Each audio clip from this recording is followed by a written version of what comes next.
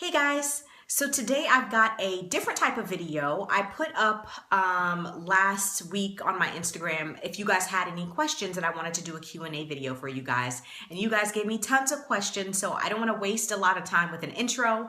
I've broken out the questions kind of by subject matter. So I have hair questions, then beauty, life, and then faith. So I want to get through all of these questions, so I'm going to jump right in. The very first question is, my hair is natural and really soft and dry. Are there any products that you would recommend for my hair? I can tell you that my hair is very naturally dry, and so I'm always looking for moisture-rich products. The products that I know do my hair really well are Shea Moisture products, Cantu products, Cream of Nature products, and there is a specific product line from Organics called Coconut Curls.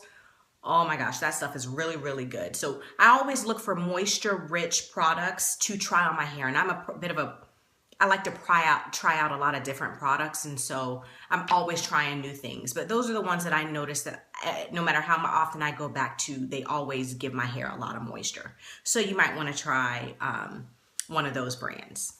Next question, what products do you use for your undercut and how often do you cut your hair down?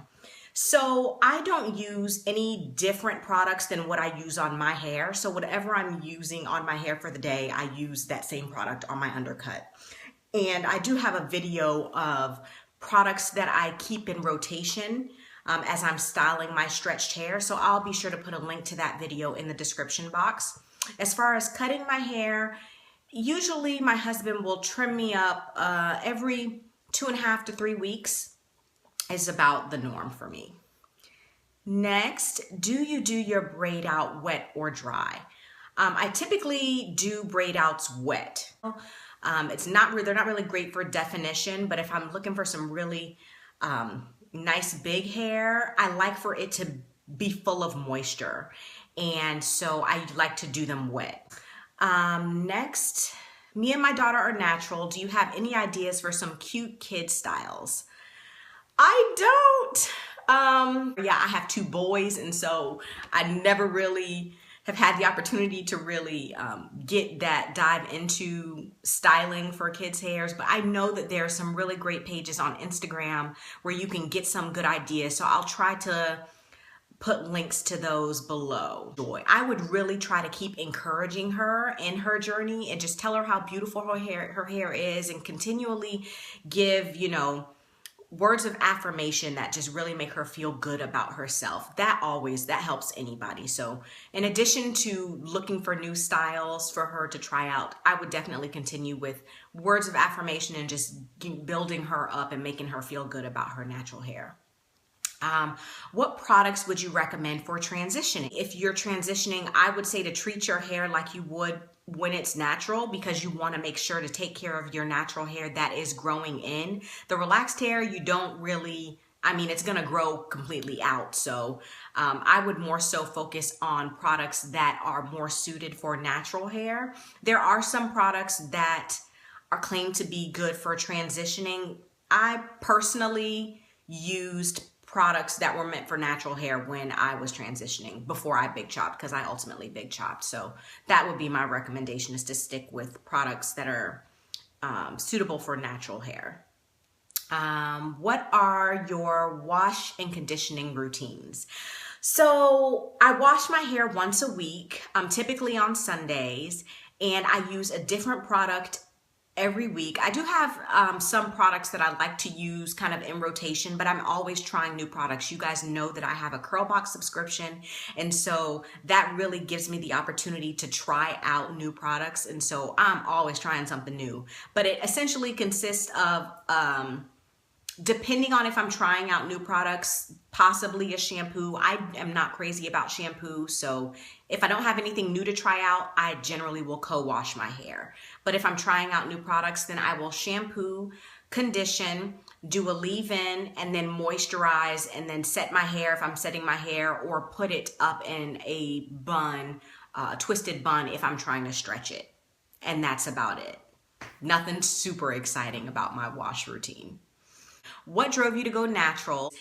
I have been trying to conceive for many, many years, and I was finally pregnant with my first son, Xavier, and I just felt really liberated and wanted to start a new journey of positivity and excitement.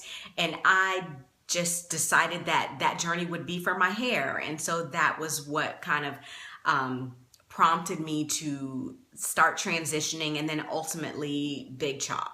So that's what drove me to go natural. All right, so next is, how do you keep your hair detangled between washes?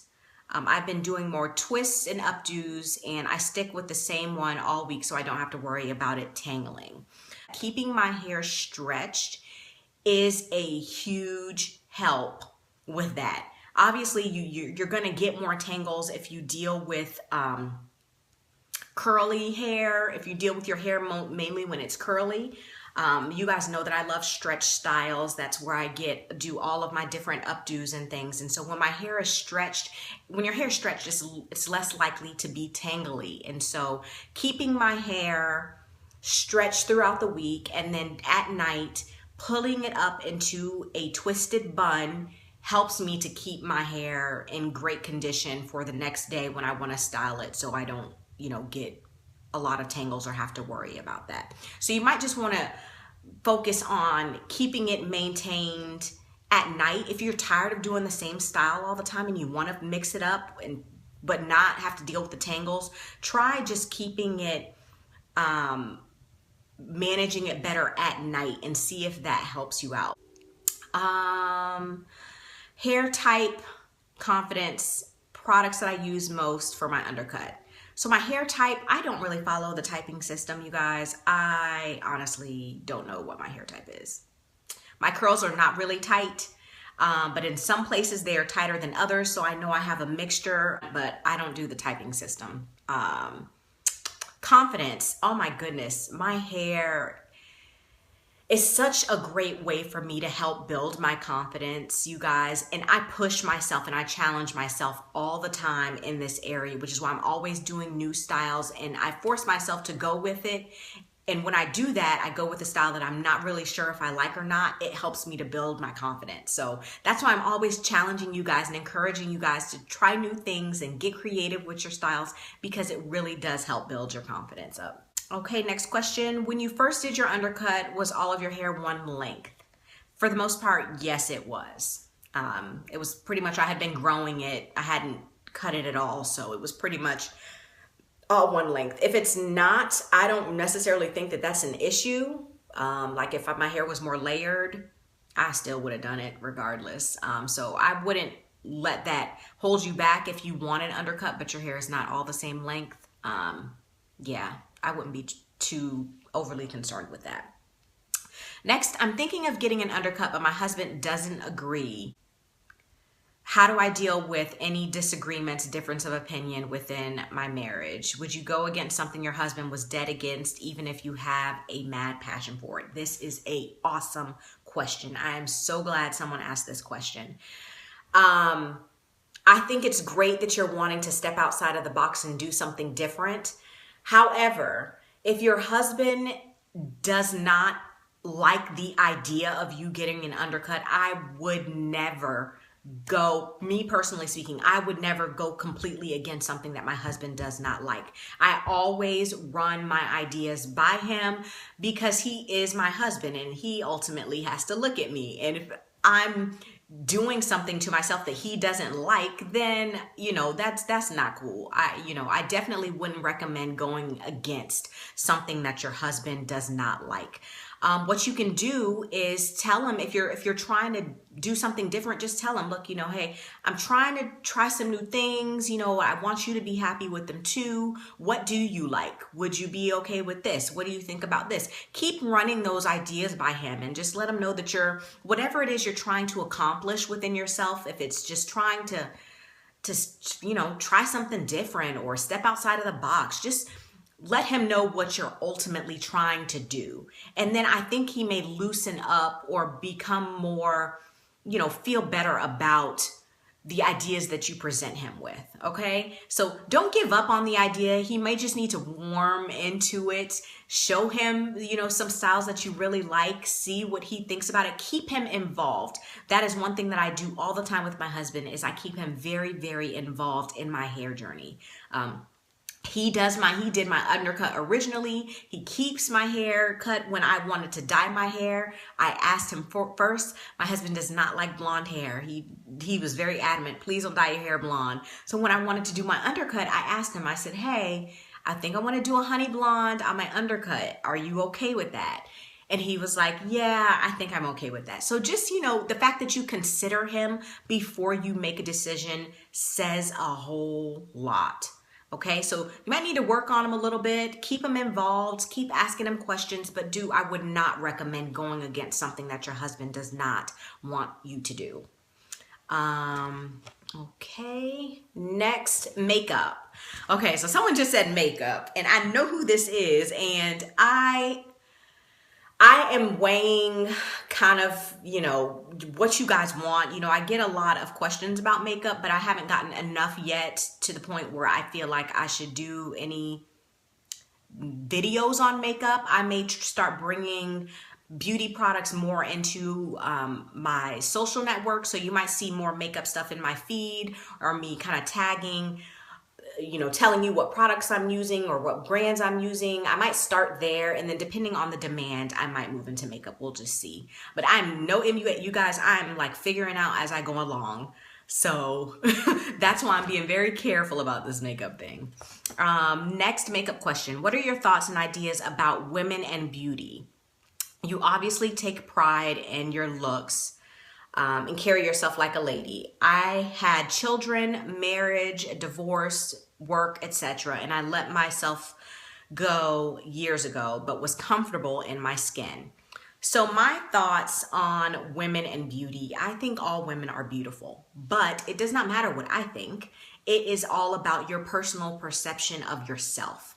How you feel about yourself is what matters most. If you feel like you went through a whole lot of things, and we all go through life, so we all go through something. But if you feel like you went through a lot and you let yourself go, and you don't feel good about it, then I would obviously recommend that you take some steps to make some changes.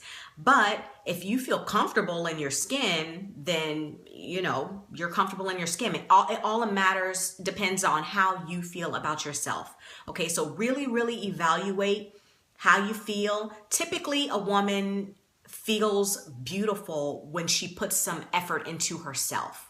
So if you find yourself, you're not putting really any effort into yourself or how you look on a daily basis, then really, I would really recommend really evaluating if you're truly comfortable with yourself. Because you might just be telling yourself that you are, but you're really not.